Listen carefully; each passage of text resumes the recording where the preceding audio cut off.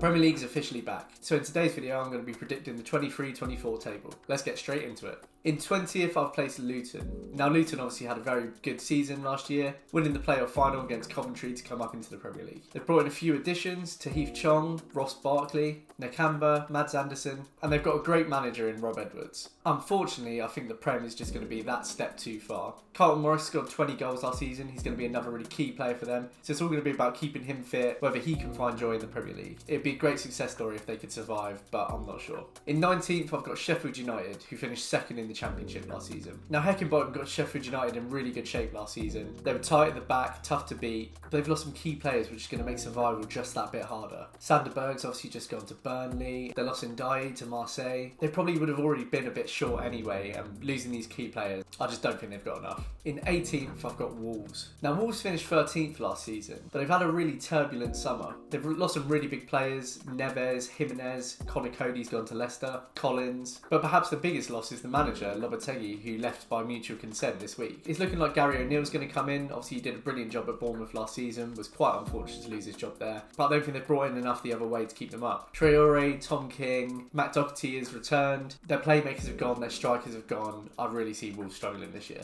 In 17th, I've got Everton, escaping relegation once again. Obviously, they finished 17th last season. They've escaped relegation 2 seasons on the trot, and I've got them down to do it once again. Now, all that big spending that Everton did has really come back to bite them because they've got no money to play with. They brought in Ashley Young on a free and Dan Numa on loan. Both players I can't really see making too much of a difference to that squad. There's been a lot of outgoings, most notably Ellis Sims to Coventry, Andros Townsend. It does look like Calvert-Lewin's back fit, and if they can keep him fit, then he's obviously going to be a really important asset for them. I do imagine that Sean Dyche will get them a bit tighter this season, but only just. In 16th, I've got Burnley. Obviously, Burnley won the league and the Championship last season, and they've had a busy window prepping for the Premier League, bringing in the likes of Trafford, Obafemi, O'Shea, Redmond. There's been a fair few outgoings too, but I think that's just them trimming the squad down. Obviously, Ashley Barnes finally left, Weghorst has gone. The biggest losses for them, though, are the loanees they had last season. Nathan Teller, who's already looking like he's going to recreate his form in the Championship with Southampton this season, and of course, Maatsen too. Those are massive losses. They were pretty instrumental to the way that they played, so it's going to be a much harder ask for them this season. Despite last season, I do have some doubts around Vincent Kompany. He practically nearly relegated Anderlecht in his first season as manager there, and I do think he's gifted a very expensive playing squad for Burnley last season, so we're going to see this season whether he's any good. In 15th, I've got Nottingham Forest. Forest have had a long list of outgoings this summer, the likes of Surridge, Ayew, Lingard, but it's not really surprising that they've trimmed that squad down given the amount of signings they made last summer. They've brought in a few good additions: Alanga, Chris Wood, Turner in goal, all players that are going to help form the spine of that team. Cooper's a great manager, and despite that second season syndrome, I think he's going to keep them up. In 14th, we've got Bournemouth, who finished 15th last season. It's been a really busy summer for Bournemouth. Gary O'Neill was relieved of his managerial duties, and in came Andoni Iraola. There's been a fair few outgoings: Stacey, Zamora, Pearson, Lerma, and a few additions too: Favre, Kluivert, Traore, Kirkes. Again, Bournemouth are going to have to be really careful with that second season syndrome, but I do think there's some quality in the players that they've brought in, and the new owners seem really serious about pushing on. In 13th, I've got West Ham, who finished 14th last season. Now, I do think West Ham are going to have to be careful. Declan Rice is obviously a massive loss for them. They've also moved on Scamacca, Lanzini, Vlasic, and despite the fact they're going to be playing Europa League football this season, so they're going to need a bigger squad, they've actually only brought in one player so far, Sean Moore, a 17-year-old fullback. Now, there is talks they're going to be bringing in Harry Maguire and Ward-Prowse. I think these actually both be pretty good signings, and they're part of the reason that I've put West Ham where I have. If they don't get the additions in before the window, I think they could be in some trouble. But West Ham always seem to sort of flirt with relegation, but then just quietly navigate their way out of it, and I think they'll be okay again this season. In 12th, I've got Fulham, who finished 10th last season. Now, there's a long list of released players for Fulham, and they've only brought in a couple of signings, Bassi and Jimenez, but their playing squad has stayed fairly stable. Obviously, there's some doubts around Mitrovic. He obviously went on strike trying to force a move, but it looks like he's going to stay there now, and when fit, he does score goals. In 11th, I've got Crystal Palace, who also finished 11th last season. Now, it's been fairly quiet on the ingoings for Palace. They brought in Franca, and Lerma's come in from Bournemouth on a free, which I actually think is a really good bit of business. There's also talks of Lewis Hall joining on loan from Chelsea, and there's been a number of players released, obviously the most notable being Zaha. Obviously, Zaha has been an absolutely integral part to that Palace team for a long time, but I do think they have the perfect replacement in Eberechi. He's going to have the chance now to step up as the main man. He's been showing really good form in pre-season. He's looking really fit. I really think he's going to have a great season. Palace do have to be careful. They're not blessed with goal scorers. Obviously, before Hodgson came back in, things were looking a bit negative, but I think there's enough quality there. I think if Easy stays fit, this is where I place them. In 10th, I've picked Brentford. Brentford finished 8th last season. A few players have come in: Collins, Beckham, Flecken, Shade, and there's been lots of outgoings too. Jansen being a big one. Raya looks on his way out to Arsenal too, so he's going to be a big miss for them. Tony, who's obviously banned until January, is going to be a massive loss for them. I think as long as they stay in reasonably good form until Tony comes back, I think mid-table is definitely achievable. In 9th, I've got Spurs. Now, Spurs finished 8th last season. The caveat I am going to say is I'm recording this on Thursday the 10th of August, so the day before the season starts. Spurs have just accepted a £100 million bid for Harry Kane from Bayern Munich, and now it's up to Kane going. Is he going? Isn't he going? He's probably going to have decided by the time this video comes out. If he goes, I'd potentially put Spurs down a few places. Now that aside, there's been a fair few incomings. Kulusevski stayed on a permanent. James Maddison's come in. Vicario, Porro, Van de Ven. There's been a few losses too. Lucas Moura's gone. Harry Winks. Not losses that I'd expect to make too much of a difference to that playing squad. Obviously, Big Ange's come in as the new manager. He's promising to play really attacking, forward football. It seems like Son's back fit. He obviously talked a lot about suffering with injury last season, carrying an injury. And if he's back on song, I think they could look sharp. My worry is about the midfield and defence, which I personally don't think they've improved. They don't have any European football to play. That might go to their benefit, but I'm not sure they're going to push much higher than this. In 8th, I've got Chelsea. Now, Chelsea obviously had a really turbulent season last year, finishing 12th, and they've moved fast to try and make some corrections. Obviously, Pochettino's come in as manager, and there's been a mass clear out in that squad. Kovacic, Loftus-Cheek, Havertz, Mount, Pulisic, Mendy, Koulibaly, Aubameyang, Kante. Naturally, as a result, there's been a ton of incomings, and Nkunku, Jackson, Sanchez, Disasi, Paez. I think the main thing for me, when there's an overhaul in the squad this big, we just don't know who's going to work and who isn't. Pochettino's going to need time to embed his style. There's undoubtedly some quality in those signings, but unfortunately Nkunku's already injured, so they're still lacking a number 9. There's no sort of Chelsea heritage left, other than maybe Reece James. Players who really get what Chelsea are about. That could be really bad if things go wrong. Now obviously again, they don't have European football, that could be a really big benefit for them. But if things go wrong, or don't go right quickly, is Bowley going to start intervening again?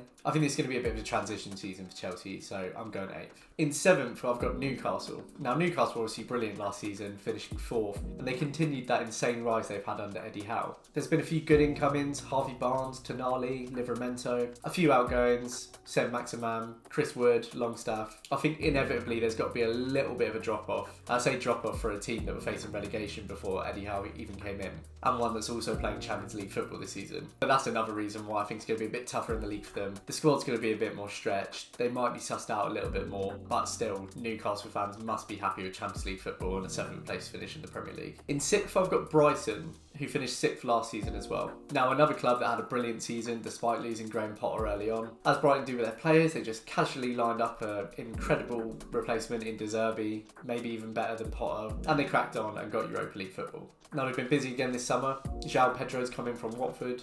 James Milner for Bruggen. There's talks of them having their biggest ever transfer fee for Kudus from Ajax. There's been a couple of key losses too. McAllister obviously moved on to Liverpool. Sanchez has gone to Chelsea. But there is so much quality in that squad, and he's such a good manager. I just think they're going to be right up there again. The Europa League shouldn't be too much of a push for them. They've got a lot of depth in that squad, a lot of young, hungry players, plenty for rotation. And so long as De Zerbi picks the right ones, I think they're going to be right up there again this season. In 5th, I've got Aston Villa, who finished 7th last season. Again, a fantastic season for Villa last year. Emery came in second half of the season and changed everything. And they're looking to build on that with some brilliant signings. Pau Torres, Diaby, Tielemans. I think this is the best window that Villa have had in ages. There's been a few outgoings too. Maybe it would have been nice for him to stay for that experience. And they've got European football to play in the Conference League. I don't think that should be too much of a distraction. Looking at the teams that are in the Conference League, Villa fans must be fancying themselves for a European trophy. They're great form. Emery's really tightened them up at the back. Got the best out of Watkins. Cameron Archer, who looks like he might stick around for the season. I think Emery's a great manager. He's going to have him right up there again. In 4th, I've got Liverpool, who finished 5th last season. Now, Liverpool fans were expecting a rebuild this summer, and they've signed 2 players, McAllister and Dominic Szoboszlai. Now, that's quite surprising given they've lost some key figures in midfield. Jordan Henderson, Fabinho, Keita, and Milner, Firmino. Now, I think what Liverpool are really missing is a number 6, and I imagine they'll probably get one by the end of the window. I do think the 2 signings they've made are going to lift that midfield up a lot. If they can keep their more recent additions fit this summer, Darwin Núñez, Diaz, they could feel like new signings too. Klopp's been playing around with different formation, Trent's been coming into the midfield as well, so we could see a very different Liverpool, and I think that's why they're going to be in the top 4 this year. In third, I've got Man United, who also finished third last season. Now, I think United have had quite an interesting summer. De Gea is the most notable loss, who they've replaced with Onana, who I think is a brilliant keeper and a great signing. They've also brought in Mason Mount. Holland joins up front, who's obviously got a lot of raw potential. He's young. I imagine he's going to be a bit like Nunez for Liverpool last season, not in playing style, but just in terms of adapting to the league, sort of working out how he fits in that team. And also Johnny Evans. Now, United had a great defence last season, and I think that's going to really keep them up there again. I do think they probably needed another striker. I think if United were really serious about going for the league, they would have just signed Harry Kane. But I think Ten Hag's a good manager. He noticeably improved United last season, but I'm not sure they can push ahead any higher just yet. In second, I've got Arsenal, who also finished second last season. Now, for me, I think Arsenal have had a brilliant summer transfer window. Declan Rice lifts them up another level. He's going to help protect that defence. I think he's the best in the world in his position. I think he's really going to elevate them. Havertz joins from Chelsea. I think there is a decent player in there. The mistake Arteta wants to avoid is not playing him as a striker. Chelsea have already tried this, it doesn't work. But he could pitch in really well with that midfield. Timber comes in at the back, another great addition. It's going to really help them out, especially now they've got Champions League football to play. The Champions League might have an impact on their league places, especially if they make it to the latter stages of the tournament. But I do think they've got a lot of depth in that squad now. For me, I think they probably would have needed another striker. Jesus obviously missed a lot of last season through injury. Probably also get a better striker than Jesus. But I think the key thing for me is, despite the collapse at the end of last season, they finished just 5 points behind Man City and led them for a long time. I think they'll be right up there again.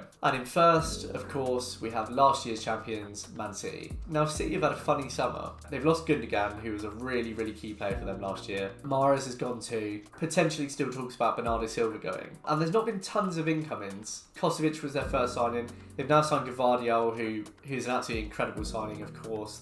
City always just end up with the best defenders in the world. But it's been a much quieter summer than I think a lot of people expected, but especially when teams around them are making a lot of signings. But you have to remember the quality they still have in that squad. Foden is still ultimately a squad player, and he could step up to be a first teamer and have a brilliant season. The same goes for Alvarez, who's been featuring a lot more in pre-season. Haaland's just Haaland. It also looks like Cancelo's staying, which is interesting. He was obviously a key player that Pep moved on, which actually led to an upturn in their form. But it does look like he's going to be sticking around. You never know what Pep's cooking up, but they just looked as good as ever at the end of last season. Obviously winning the Champions League now, there's going to be a newfound confidence there, I think. I would say it might be a tighter league. I do think there's going to be more teams in it this year, and it's going to run a lot closer to the wire, but I do ultimately think City are going to be champions again. Right, that wraps up today's video. What do you think? Do you agree, disagree? Let me know what you think in the comments, and remember, if Harry Kane's left from Spurs now, just imagine I put Spurs down in the relegation spots. Thanks for watching, see you next time.